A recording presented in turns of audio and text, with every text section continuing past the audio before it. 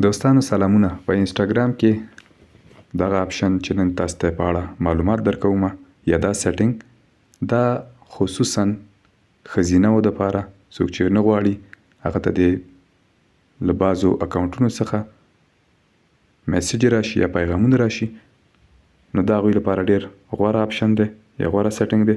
نو تاسې به هغه لپاره انسټاګرام ته لاړ شئ او بیا په پروفایل به کلیک کوئ. تر هغه نه وروسته تاسې به په درې خانو باندې لاندې به راشي، تاسې میسیجز اینډ سټوري ریپلایز په دې به کلیک کوئ. میسیجز اینډ سټوري ریپلایز باندې چې مو کلیک کړل ته به تاسې ګورئ هاو پیپل کین ریچ یو، یعنې څنګه خلک تاسو ته رسیدګي کولی شي دې کې.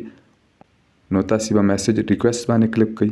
دې باندې چې مو کلیک کړل ته تاسې نه هو کین سینډ یو میسیج ریکویسټ، یعنې تاسو ته د میسیج بلنه څوک درلیږلی شي یا د پیغام بلنې. نو دلته تاسې لیدلی شي یور فالوورز اون انسټاګرام. نو دلته تاسې کله چې یور فالوورز اون انسټاګرام په دې کلیک کوئ نو دوم اپشن دی که غواړئ چې هغې له خوا نه تاسو ته پیغام را نه شي نو تاسې ډو ناٹ یا ډونټ ریسیو ریکویسټ په دې دوم اپشن به کلیک کوئ.